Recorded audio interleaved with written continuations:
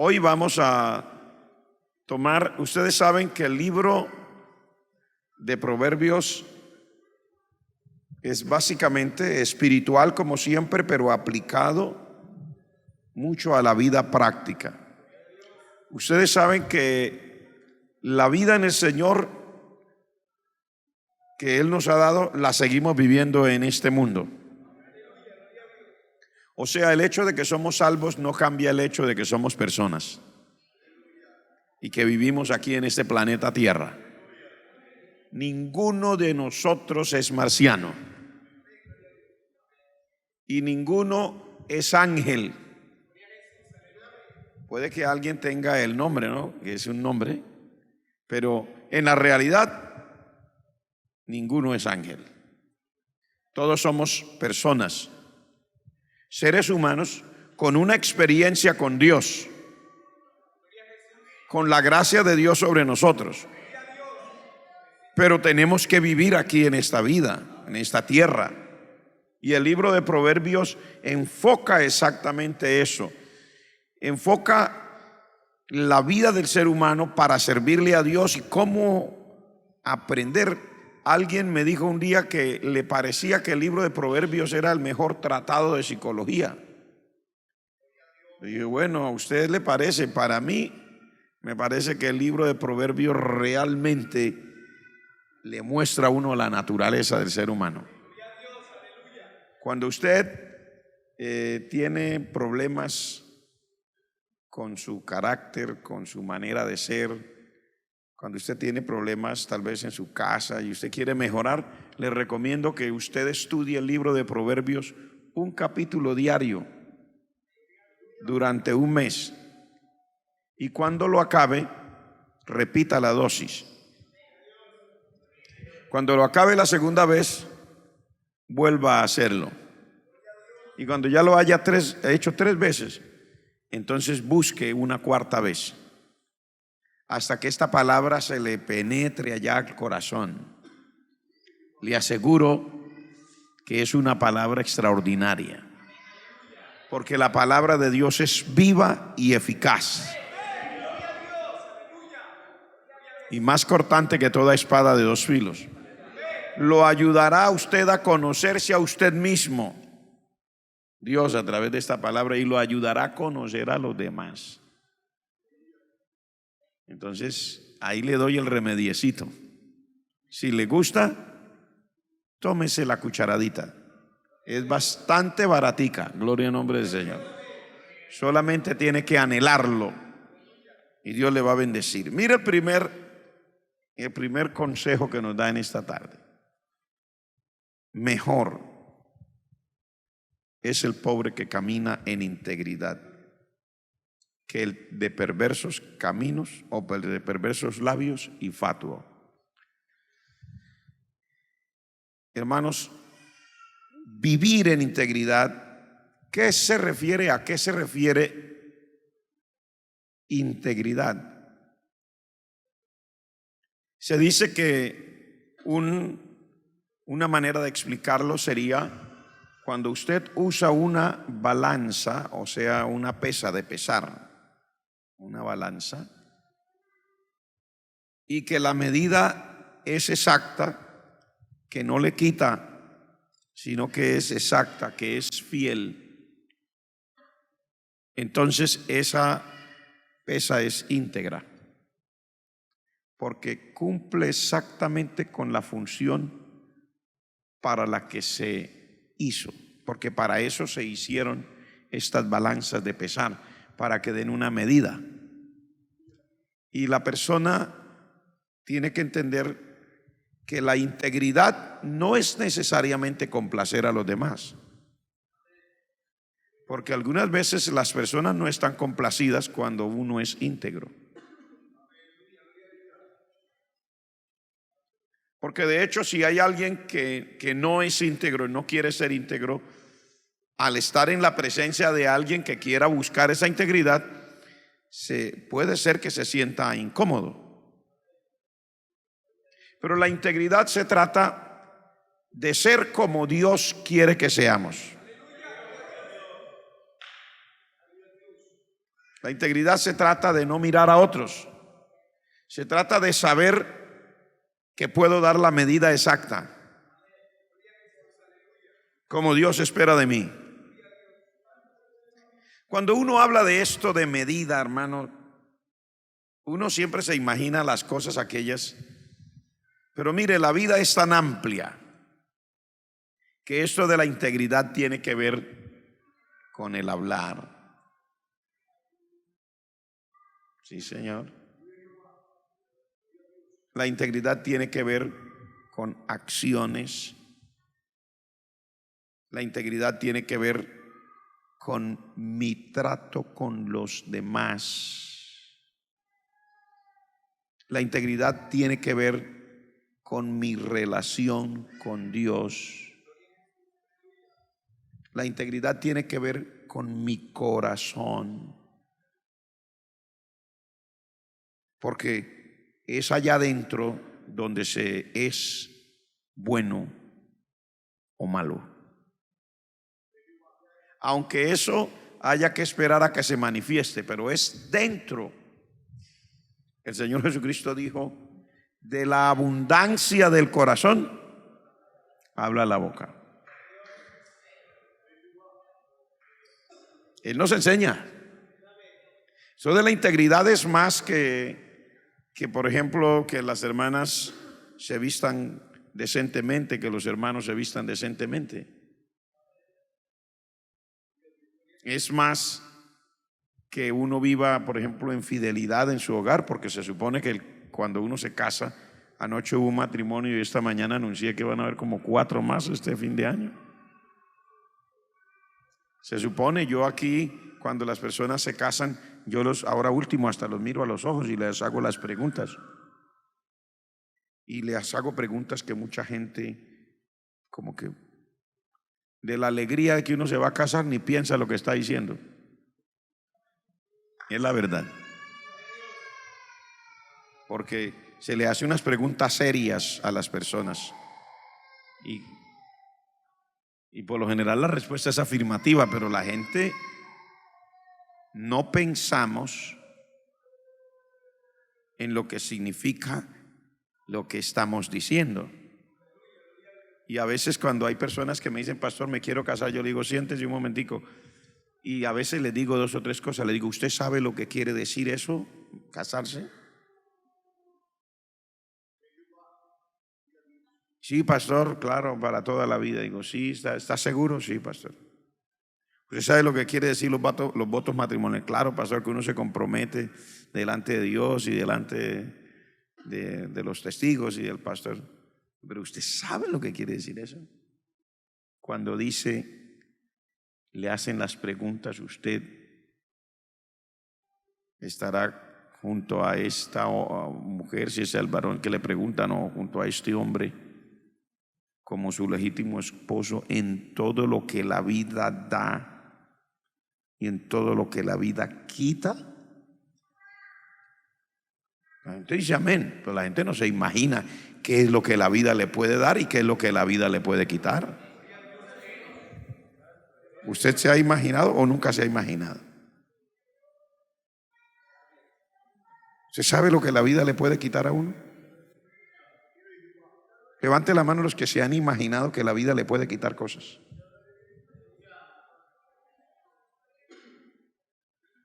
Yo veo algunos que me miran: pastor, mejor siga allá por la integridad. Sí, Señor, porque eso es integridad.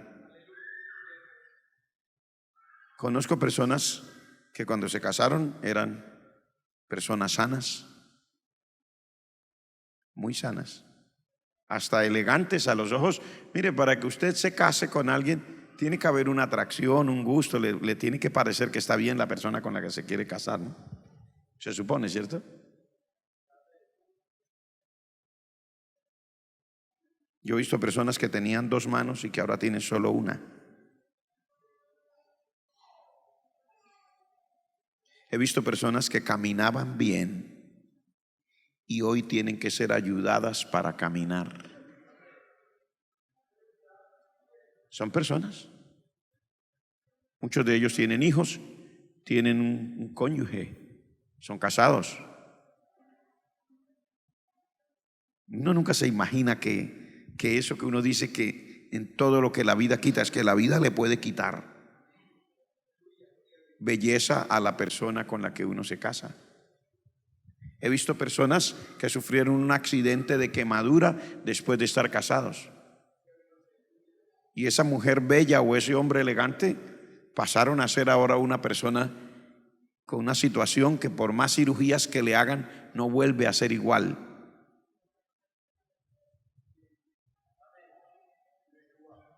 He visto personas que perdieron un ojo.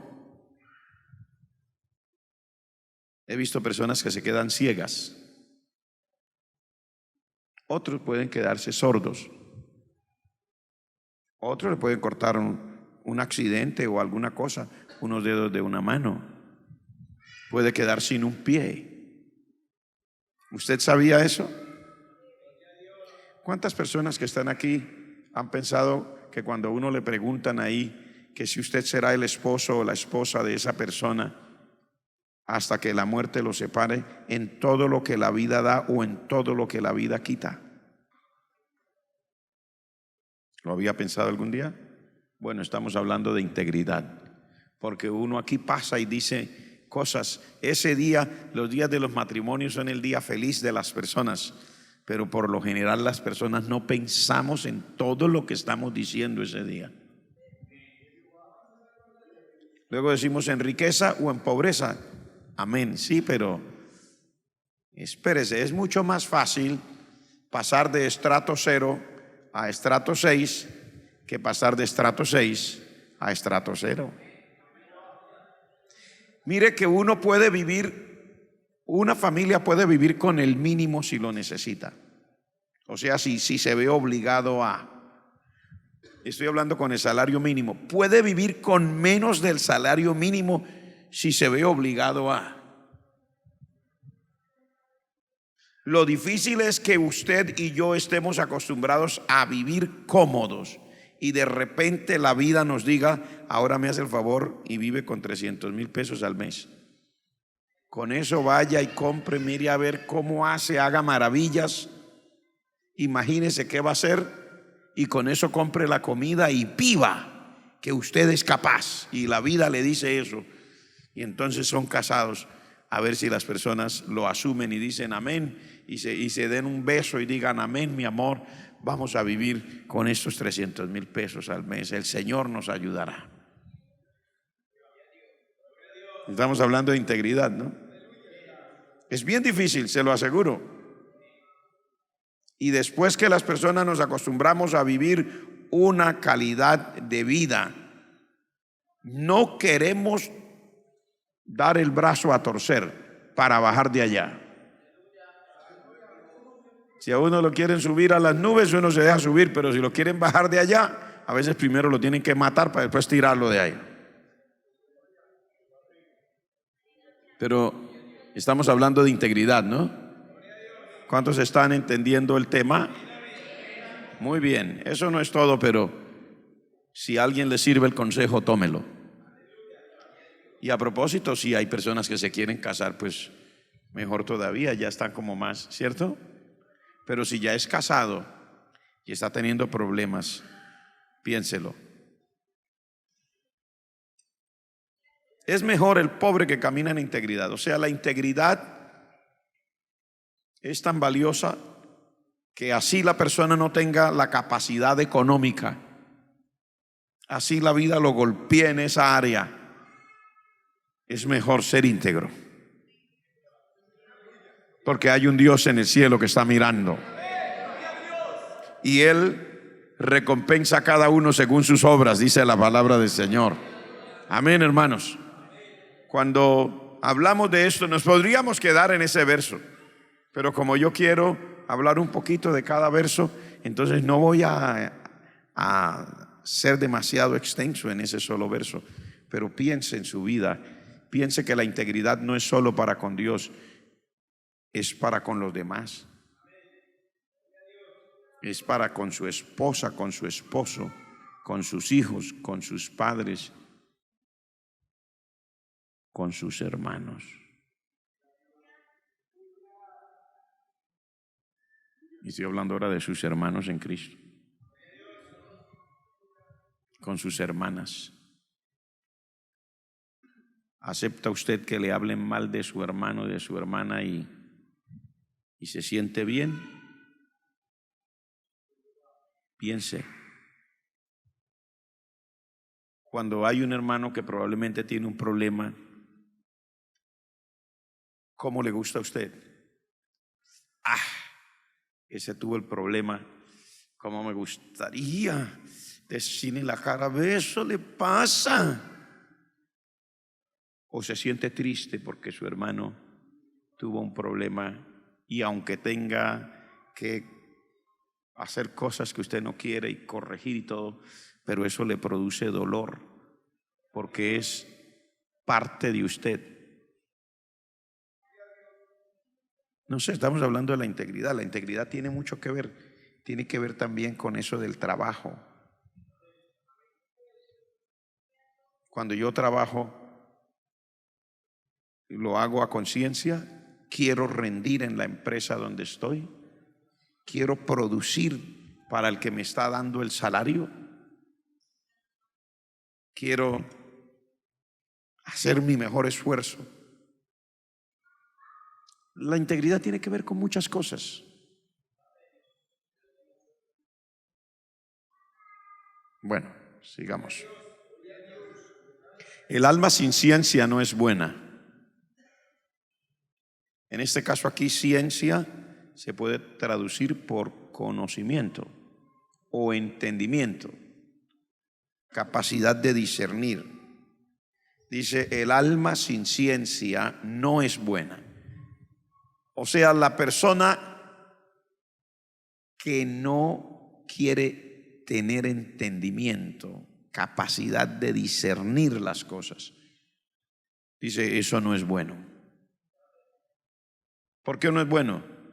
Porque no. Porque cuando uno no quiere tener conocimiento, entendimiento, sale haciendo lo que dice la segunda parte del verso. Dice, aquel que se apresura con los pies peca. O sea, cuando una persona no quiere tener esa situación de pensar, de meditar, de ser consciente de las cosas que pasan a su alrededor para hacer cada cosa adecuadamente, dice, sale corriendo a hacer cosas y resulta en un problema, resulta pecando. Y este pecando no se refiere a adulterio, este pecando no se refiere a borrachera, este pecando no se refiere a pecando.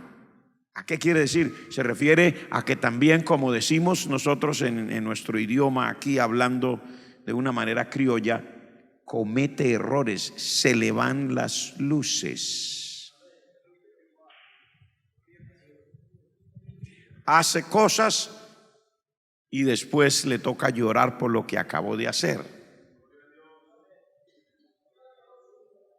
Porque para hacer las cosas siempre es bueno tomarse el tiempo de pensar, de meditar, de examinar, sobre todo si algo que usted tiene que hacer o piensa hacer no lo deja tranquilo. Porque hay cosas que uno hace como con seguridad, ¿cierto? Usted ya sabe lo que tiene que hacer. Pero hay cosas que usted hace como cuando le ponen el examen en la escuela, en el colegio. Le ponen tal cosa y le ponen 5 respuestas y usted se queda mirando las 5 y ya va a tachar y dice, no, mejor esa no. Esta no, pero esta parece, y no está seguro de la respuesta. ¿Le ha pasado? ¿Le pasó en la escuela alguna vez? Le pusieron una pregunta con 5 respuestas para que usted diga cuál es la verdadera y cuál es la falsa. Y a veces para confundirlo lo más le dicen o ninguna de las anteriores. Y usted queda pensando. Y ya va a marcar, dice, ya va a marcar. Y mira el reloj y sabe que le quedan tantos minutos y no haya qué hacer. Eso pasa igual en la vida. Exactamente, hay cosas que usted como que le sabe, pero no está tan seguro. Hay preguntas que apenas, bueno, no ha acabado el profesor de preguntar y ya usted sabe la respuesta, y usted con esa seguridad, ¿cierto? Pero hay otras que usted no se siente seguro y la vida es igual. Hay cosas en las que usted y yo no nos sentimos seguros, como que algo por dentro, como que no sabe si así es o no es. Es allí donde hay que aplicar con mayor razón esta parte de la Escritura. Que el alma sin ciencia no es buena, porque sale apresurándose a hacer cosas de las cuales mañana se tiene que arrepentir.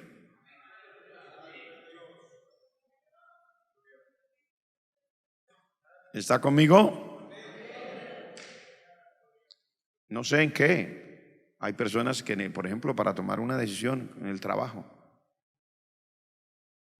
tiene un trabajo, pero le parece que ese trabajo no es, quiere otro, y entonces dice: voy a renunciar de ese trabajo porque este no es, y estoy angustiado y trabajo mucho y recibo poco salario, pero tampoco saben qué trabajo va a trabajar.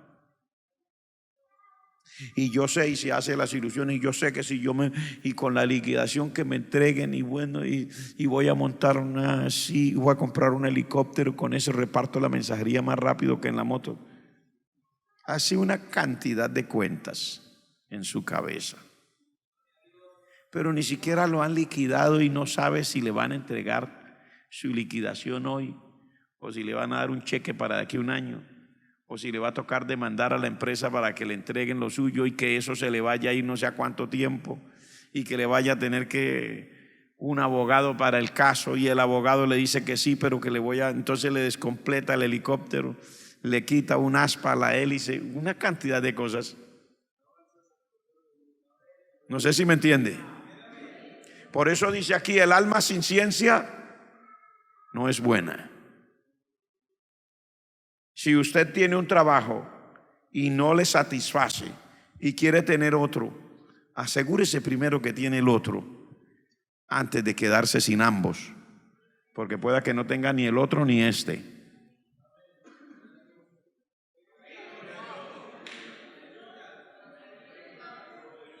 No se oyen muchos así como aprobaciones. Sé que es duro, sé que es difícil enfrentarnos a la vida, pero es mejor que el Señor nos hable, ¿cierto, hermanos? ¿Cuánto les parece que es mejor que el Señor nos hable? Igual en muchas áreas de la vida tendrá que tomar decisiones. Y si usted no está seguro de lo que va a hacer, acuérdese de este verso: que el alma sin ciencia no es buena, sale apresurándose a hacer cosas de las cuales mañana se arrepiente. Gloria a Dios. Seguimos para poder hablar de otros versos, ¿cierto? Mire lo que dice el verso 3. La insensatez del hombre tuerce su camino. Por lo general, desde que se introdujo el pecado en la raza humana, nosotros resultamos desconociendo esto que dice la palabra de Dios aquí. Al ser humano le pasan cosas, pero uno nunca tiene la culpa, ¿cierto? Uno siempre dice que fue otro. Cuando éramos niños y rompíamos un frasquito, un vaso o algo, y teníamos 2 añitos y apenas estábamos comenzando a hablar, yo no te hablar, y decíamos: fue él, y mostrábamos a otro. Pero en el huerto del Edén pasó lo mismo. El ser humano cayó, y cuando yo le pregunto al hombre, le dice: fue ella. Cuando le pregunté a la mujer, dijo: fue la serpiente. Los seres humanos no queremos reconocer que nosotros sí somos responsables de nuestro caminar y de nuestras decisiones y de lo que hacemos. Sí somos responsables, hermano. No es que yo, hermano, yo no quería, pero es que fulano de tal me obligó, es que fulana de tal. Nadie lo obligó.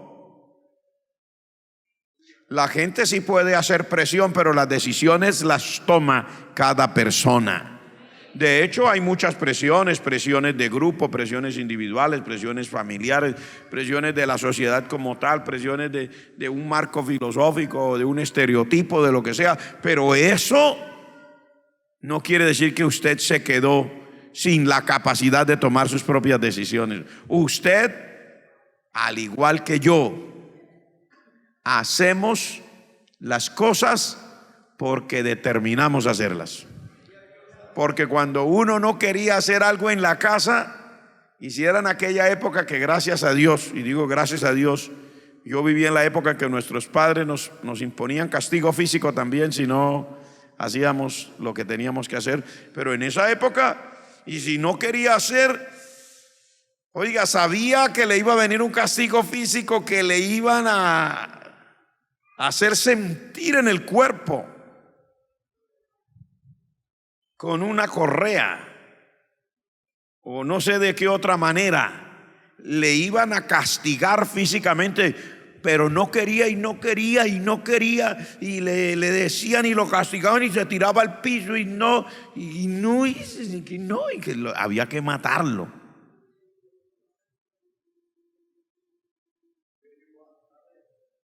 De lo contrario no hacía caso. Entonces, como no lo iban a matar, pues nunca hacía caso, porque no quería.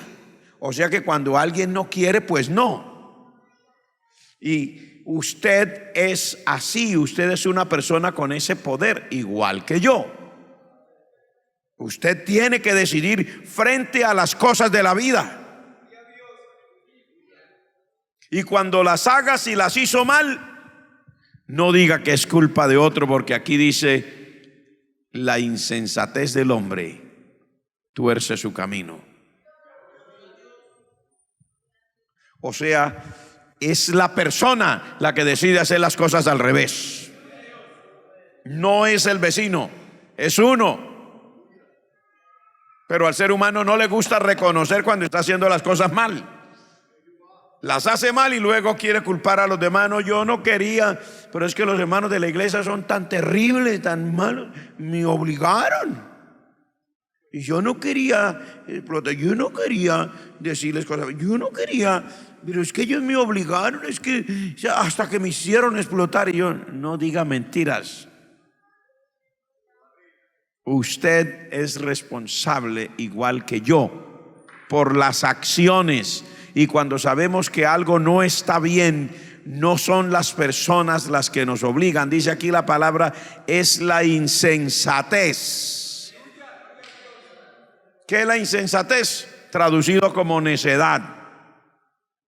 Es la necedad, o como decían nuestros abuelos, la terquedad del ser humano, que lo hace torcer su camino. El no querer oír lo que Dios dice. El no querer oír el consejo tal vez de los mayores. El no querer oír el consejo del que tiene más experiencia. El no querer saber de nadie. El creer que uno tiene todo en sus manos, que tengo el control de las cosas y yo sé cómo hacer. Eso es lo que le hace torcer el camino a uno. La necedad, la terquedad. Ese orgullo, ¿verdad?, tan grande, tan terrible que mantenemos los seres humanos. Y luego que torcemos todo, entonces dice en la segunda parte algo terrible: y luego su corazón se irrita contra Jehová. Es una cosa asombrosa. Pero hay personas que, siendo creyentes, podríamos resultar irritados contra Dios. Y no solo contra Dios, irritados contra Dios e irritados contra el mundo entero. Irritados contra la iglesia. Irritados contra el hermano que me ama, y hasta lo vemos mal y comenzamos a ver visiones. Él no me quiere saludar. Cuando me saluda me esconde una cosa, yo no sé qué es lo que siente. Y está irritado contra Dios y contra la gente. ¿Por qué? Porque algo no hizo bien. Y en vez de reconocer que no hice bien algo, entonces me irrito contra la gente. Es que la gente es mala. Algunos decimos que en la iglesia no hay amor. Esa expresión es muy común en los seres humanos. Nadie me ama. No solamente en la iglesia. En la gente que no tiene a Cristo también dice lo mismo. Es que me dejaron solo. Es que nadie me ama. Es que ni Dios me responde. Es que yo le oro al Señor y eso está como, no, es como fuera de la galaxia, no sé. Comenzamos a sentir que los demás son culpables de mi ruina, que los demás son culpables de las consecuencias que tengo ahora por mis malas acciones. Pero lo mejor que uno puede hacer, si es que quiere que esto le cambie y que le vaya bien, lo mejor que uno puede hacer es ir a la palabra de Dios que dice: si alguien confiesa su pecado y se aparta, alcanzará misericordia.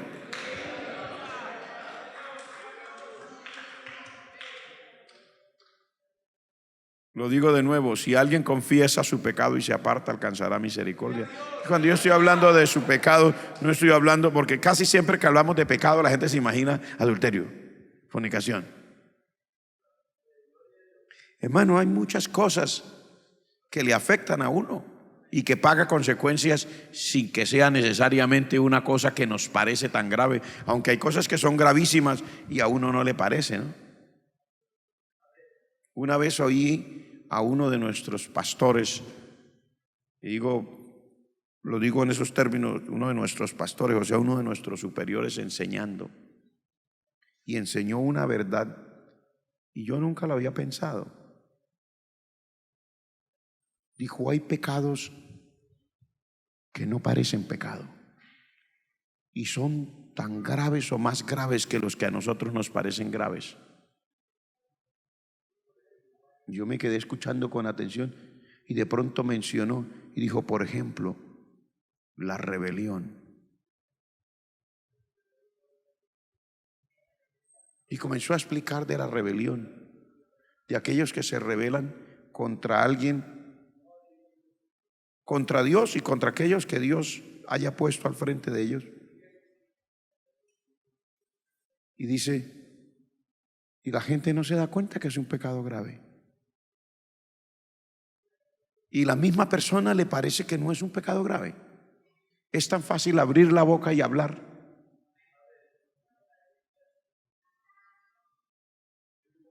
No es tan grave como acostarse con una mujer ramera. Eso piensa uno, ¿cierto? No es tan grave como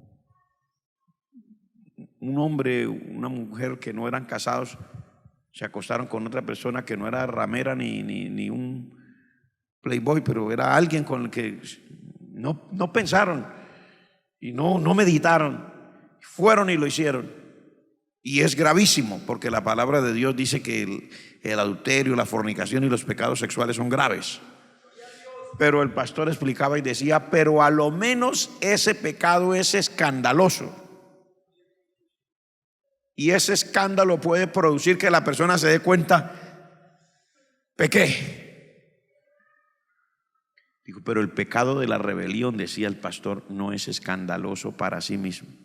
No, pues sencillamente no estoy de acuerdo con usted. ¿Y qué? Yo tengo el derecho a no estar de acuerdo. Y comienza a invocar uno sus propios argumentos. Y podría estarse rebelando contra Dios o contra una autoridad que Dios haya puesto y los demás tampoco se dan cuenta. Y mencionó el caso específico de Coré, Datán y Abiram. ¿Ustedes lo han leído? ¿Algunos de ustedes han leído la rebelión de Coré? Está en el libro de Números. Dice la escritura que Coré, Datán y Abiram se rebelaron contra Moisés y contra Aarón. Y yo le quiero decir una cosa, hermanos. La razón por la que ellos se rebelaron a los ojos de ellos y de los demás era justa.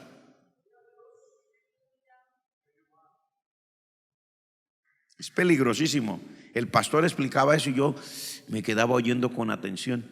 Y yo me puse a estudiar luego y claro, sí, aparentemente era justa, porque cuando usted lee la rebelión de Coré, Datán y Abiram, en el capítulo anterior está una de las razones más drásticas por las que ellos se rebelaron contra Moisés y contra Aarón.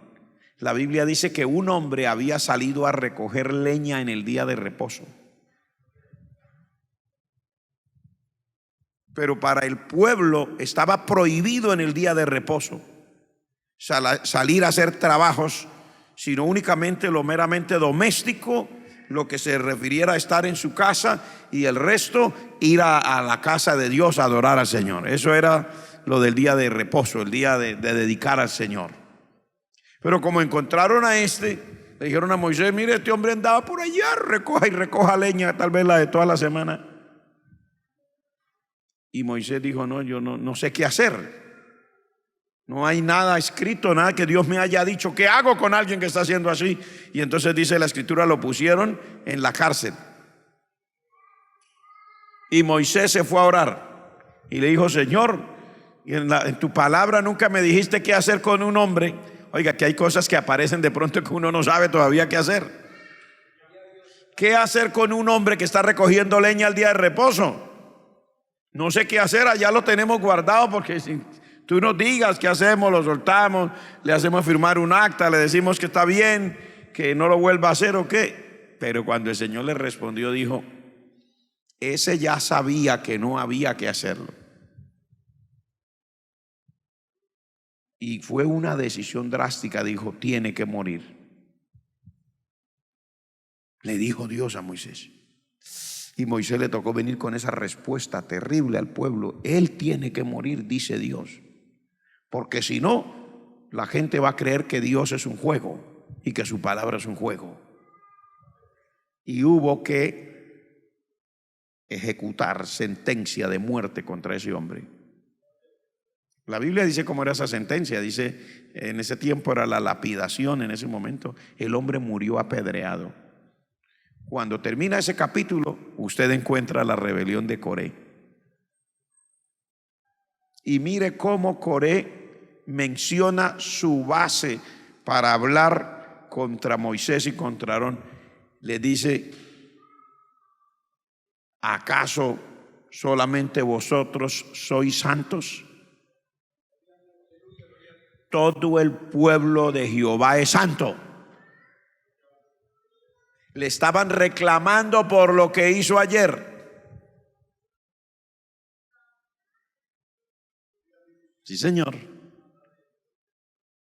Si usted le gusta estudiar, cuando llegue a su casa, vaya, abra el capítulo. Permítame y le digo el número exacto para que vaya más tranquilo.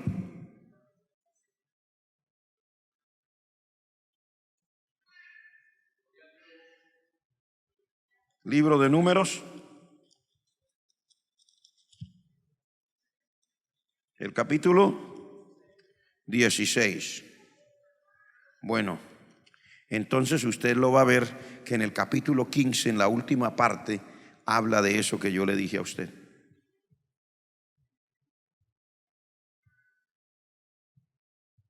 Y ahí habla de la lapidación de este hombre. Era un violador del día de reposo.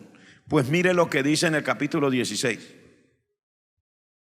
El verso 1, 2 y 3, y ahí lo termino. Solamente le dejo eso y usted queda en la tarea de irse a estudiar a su casa.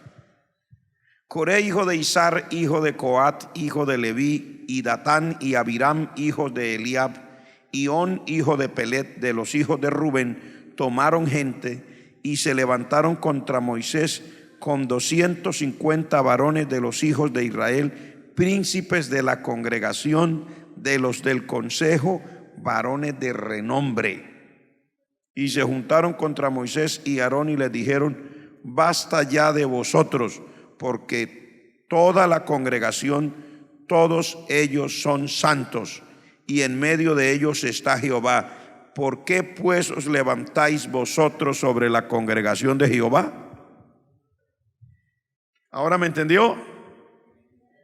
Lo que acababa de pasar ayer hizo que este hombre, Coré, que era el jefe, fuera y dice, convenció a 250 varones de renombre, príncipes, líderes. Claro, el argumento ¿cuál era? Toda esta congregación son santos y estos se están levantando y están tomando autoridad sobre la congregación de Jehová. ¿Por qué estaban diciendo? Porque acababan de matar a un violador que había, no era violador de niños, violador del día de reposo. Y Dios había dicho debe morir y tuvo que morir. Y eso hizo explotar la justicia de Coré.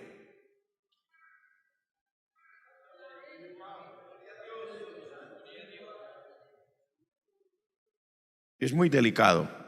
La rebelión es un pecado que no parece ser grave y los demás tampoco se dieron cuenta que esta era una rebelión. Los demás se sintieron, no, de verdad, Coré tiene razón, pero ¿cómo así?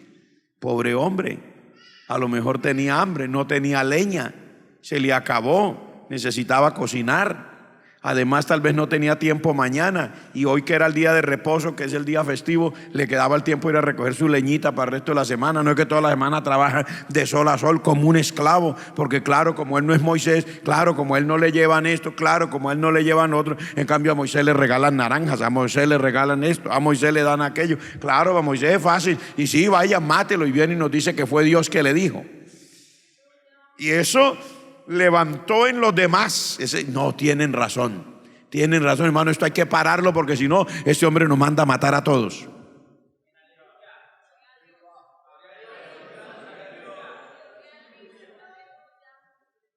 Entonces resultó apoyándolo una gran cantidad de gente inteligente, porque dice la Biblia eran príncipes, varones de renombre, jefes de la congregación, gente importante, gente que tenía buena cabeza para pensar. Yo por eso le pido al Señor, ayúdame a pensar solamente lo necesario, Dios mío, que la cabeza de uno piensa mucho. Y cuando lo que Dios diga, y como en este caso lo dijo a través de Moisés, no combina con el pensamiento de uno, es grave. Y ahí podría uno tener un problema que uno jamás hubiera querido tenerlo.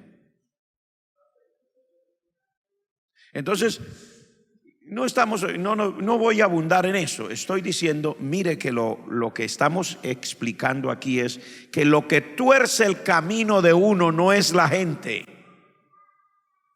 no son los demás. A estos 250 no es que Coré los obligó a rebelarse, es que es probable que ellos también tenían en su corazón y aprovecharon y estaban esperando la oportunidad, estaban esperando encontrar a alguien con quien unirse, con quien aliarse, porque con una sola golondrina no hace agua. Siquiera que llegaron más, siquiera que aparecieron gente que sabe, que se da cuenta, ellos también estarían pensando, y si no, ¿por qué el resto no se rebeló?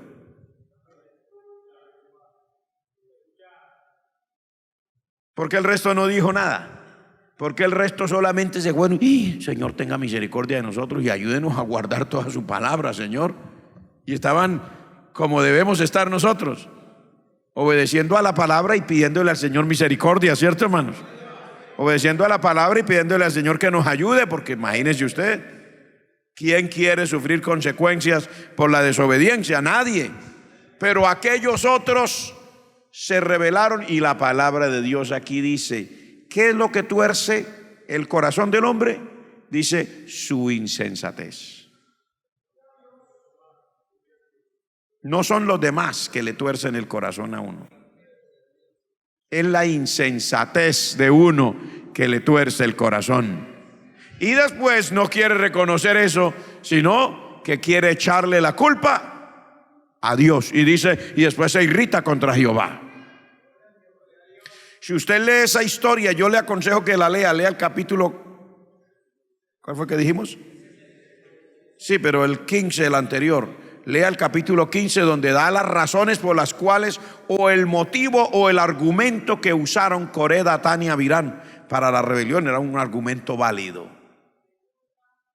Luego leas el capítulo 16, usted va a encontrar lo que pasó en esa rebelión y los resultados tan aterradores.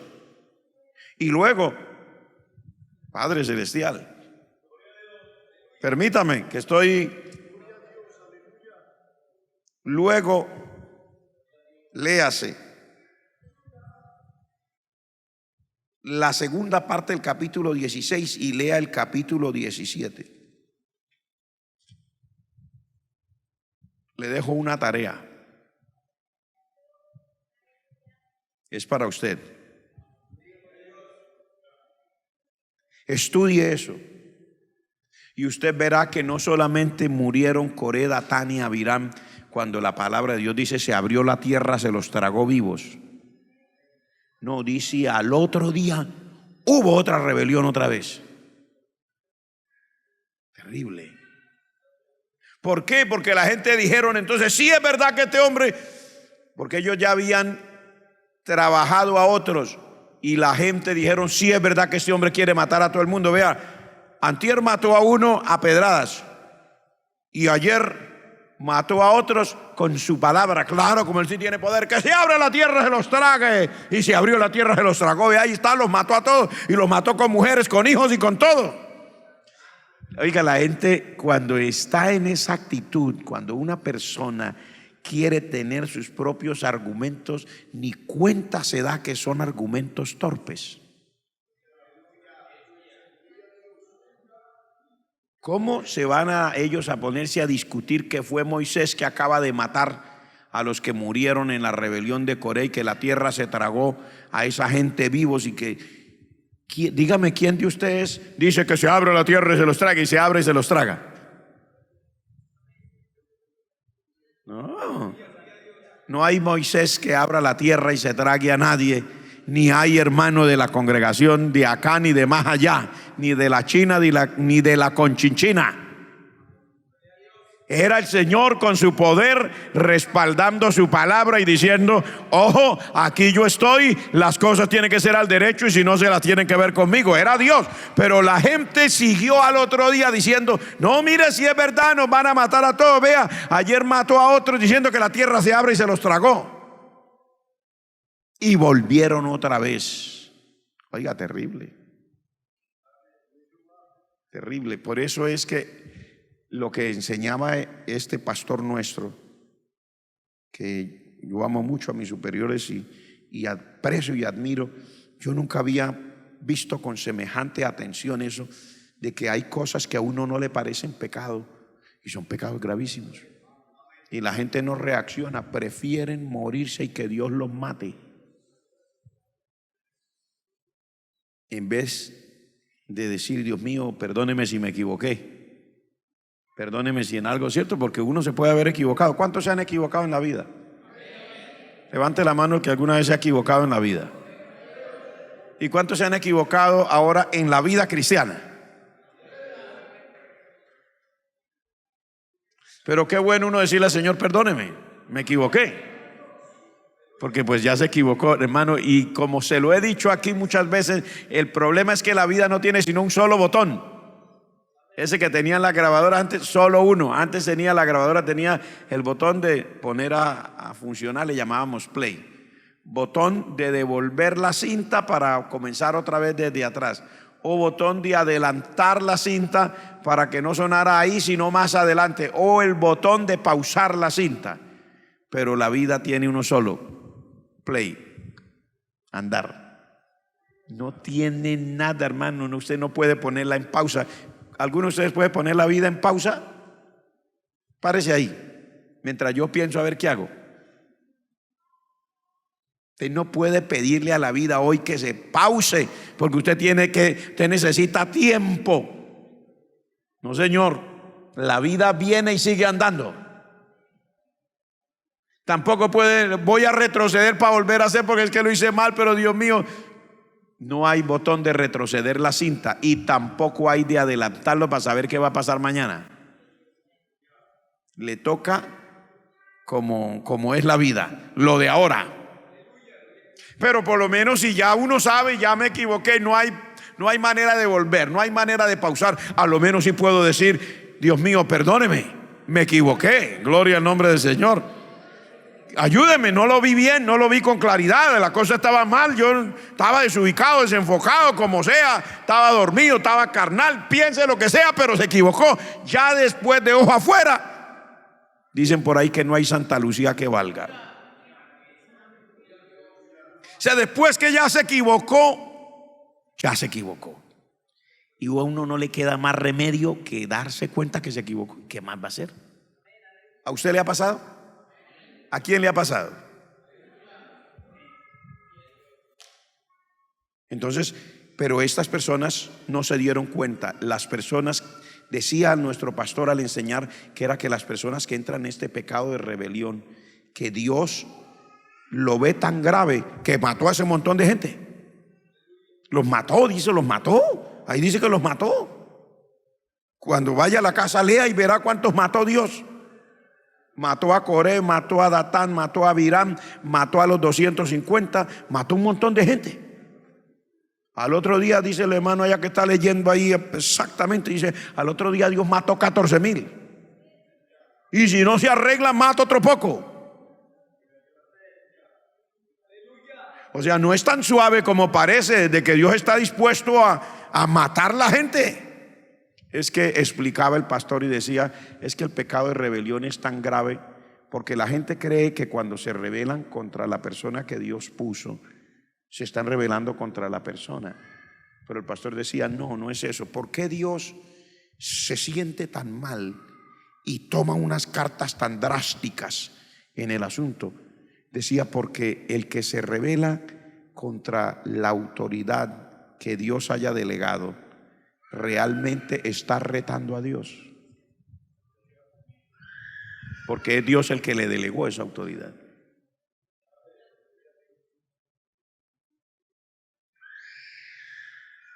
Y no era que Moisés fuera perfecto.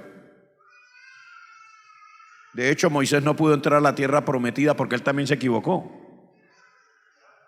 Pero cuando la gente se metió con Moisés, enseguida salió Dios y dijo: alto ahí. Terrible. El pastor explicaba y decía que hay cosas que a uno no le parecen tan terribles, y son terribles. El caso es que aquí estamos hablando es qué es lo que tuerce el corazón del ser humano. Dice: su insensatez. Porque básicamente el estudio no es sobre la rebelión. Estamos estudiando ese verso, esa partecita que dice que es el ser humano que cuando se tuerce es su propia insensatez la que lo hace torcerse. Y luego lo peor es que dice: se irrita contra Jehová. Se irrita porque cuando uno se tuerce, algo le pase pues por supuesto, ¿por qué se irrita? Porque las cosas no le salen bien. Pero se irrita contra Dios. Y dice ahí: es su propia necedad. Déjeme ver si todavía tengo tiempo de nombrar, solamente de nombrar un verso o dos y ya terminar, porque tenemos que tener esta tranquilidad con el tiempo. Ya no me queda mucho tiempo. Pero mire, el verso 4 dice: las riquezas traen muchos amigos, mas el pobre es apartado de su amigo. Y usted dirá: pero eso, todo el mundo lo sabe, entonces ¿por qué está ahí? No dice nada. Que no dice nada. ¿Sabe qué es lo que Dios le está gritando? Ojo con los amigos que usted escoge. Lo que Dios le está diciendo es: no sea que lo estén buscando, sea por interés. Es por eso que lo dice. Dice: las riquezas traen muchos amigos. ¿Qué le está diciendo? No necesariamente que aquí nadie en términos humanos, pues lo que Dios le está mostrando es que todas las amistades no son sinceras. Eso es básicamente lo que Dios le está diciendo. ¿Está aquí conmigo?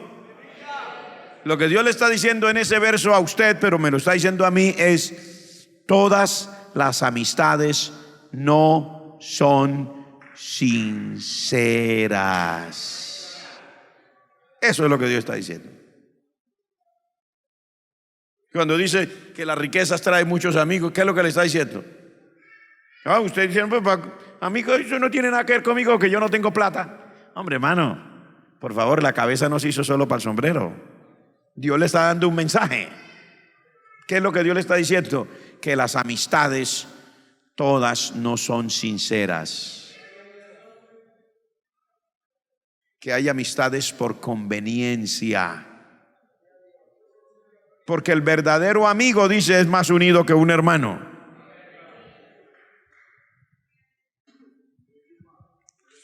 Bueno, como es tan delicado hablar de estas cosas, dejémoslo ahí, ¿cierto? Porque es complicado hablar de esto, hermano.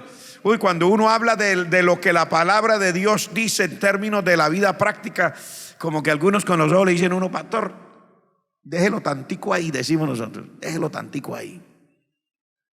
Porque es complicado. Porque mire lo que dice, al pobre es apartado de su amigo.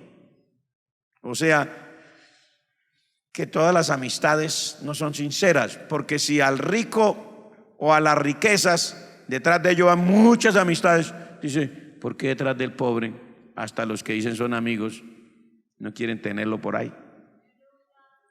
O sea que esos tampoco son sinceros en su amistad con el pobre. ¿Cómo van a ser sinceros si cuando lo ven que ahora sí ya no le queda ni para respirar, entonces lo dejan solo? Tampoco eran sinceros. Entonces no eran sinceros los unos y tampoco los otros.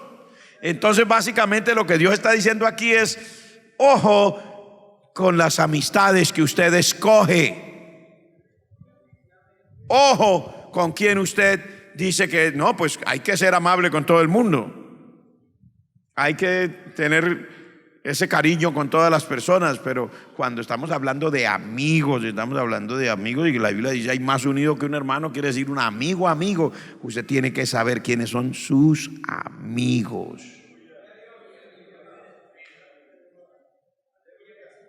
Porque lo que Dios nos está diciendo en esta parte de la Escritura es, no todas las amistades son sinceras. Como podrían buscarlo por conveniencia, igual podrían dejarlo como estos dejan al pobre por conveniencia, porque también ya no les conviene. ¿Usted se ha dado cuenta de eso? Que el que tiene ese momento de incapacidad económica, no hay muchos que lo busquen.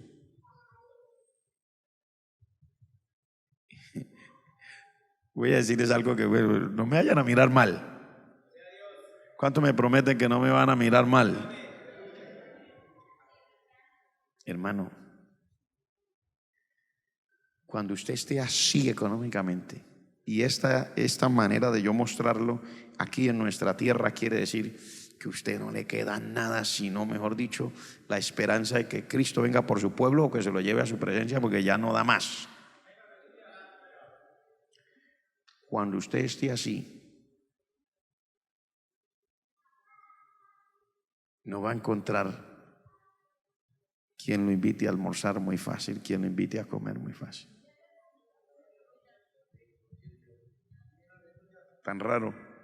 Y cuando no necesitaba que lo invitaran porque llevaba entre el bolsillo más bien puesto a invitar, ahí sí lo invitaban. ¿O estoy diciendo mentiras? ¿Cuántos han tenido esos momentos de la vida de estar así? Que usted dice, ay, Señor Padre Celestial, y que hasta por ahí una que otra lagrimita ha botado. Levante la mano los que les ha tocado alguna vez en la vida.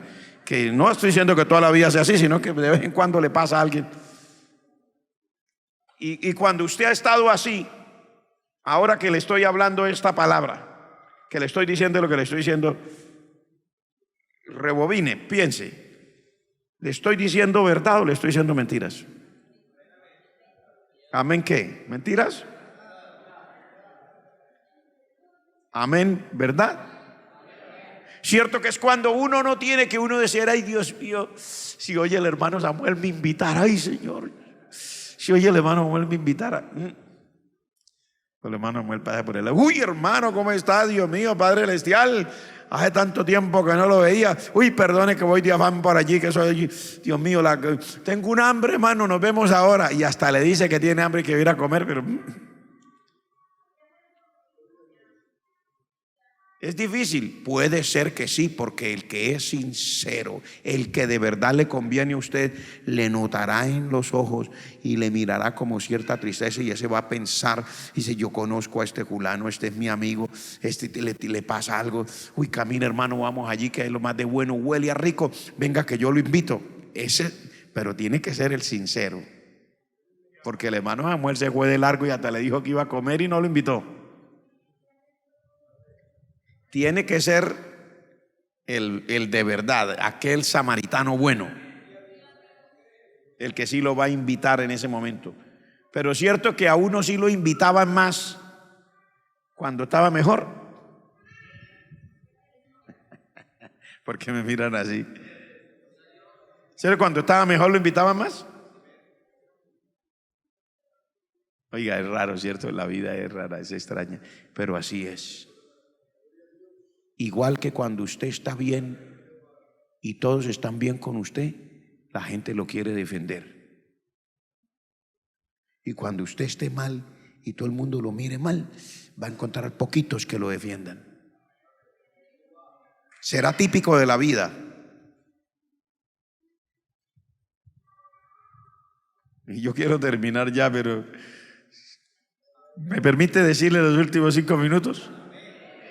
Iba una vez yo en un bus de transporte público en una ciudad, y esos buses la gente pone ahí una emisora y pone canciones de las que pone la gente en el mundo, y yo iba ahí y de pronto me llamó la atención la letra de una canción.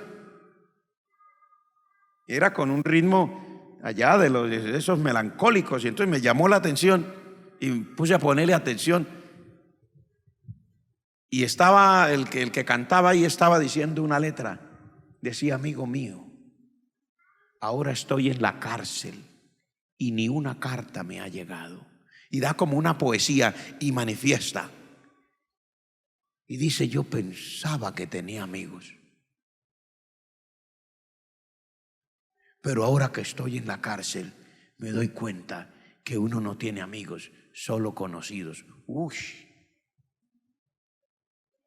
Y dijo: yo esperaba que me llegara aunque sea una carta. Oiga, era terrible. Él esperaba no la visita, una carta, una llamada de sus amigos. Quién sabe de qué tipo de amigos tendría, ¿cierto? De acuerdo a su vida. Pero la carta no le llegó, la llamada no entró, menos la visita. Hasta el apóstol Pablo, estando en la cárcel, le dijo a la iglesia: todos me han abandonado. En la iglesia.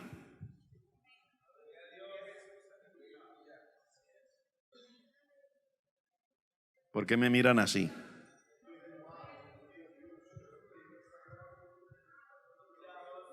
Se lo digo otra vez, está hablando el apóstol Pablo, no está hablando el preso aquel que cayó a la cárcel. Por eso el apóstol Pablo está hablando en la iglesia, dice: todos me han abandonado. Y luego da una y dice: Dios tenga misericordia de la casa. Y no me acuerdo el nombre exacto, y no quiero, si lo digo equivocado, voy a pecar de falta de, pero no recuerdo si era Hermógenes o hizo un nombre parecido, no recuerdo el nombre exacto. Dice: porque él cuando vino me buscó solícitamente y me halló. Y el apóstol siente tanta gratitud que le dice: Dios tenga misericordia de él y de su casa, y le conceda, o sea, le recompense en la eternidad. Uy, porque era que se sentía solo, y era el apóstol. ¿Qué tal que hubiera sido yo? No buscaron al apóstol, menos a uno. Pero es que eso es para que uno aprenda. Amén, hermanos. Levante la mano los que me están oyendo. Levante las 2 manos los que me están oyendo. Ahora no se vaya a ir aquí para la casa todo melancólico. Ahora no voy a querer a nadie en la iglesia. Señor, máteme ya, como Elías dijo. No, para allá tranquilo, disfrute la vida. Si va a comer, coma. Y si tiene sueño, duerma después de haber orado al Señor y espere que mañana será otro día, y el Señor dice: cada día traerá su propio afán. Pero sea consciente de lo que Dios dice aquí, que todas las amistades no son sinceras. Dejémoslo ahí, porque el pastor, cuando ya va a terminar, se inspira más, entonces nos deja aquí hasta las 8 y no es bueno que el pastor se inspire. Pero démosle gracias al Señor por su palabra. Vamos a estar en pies.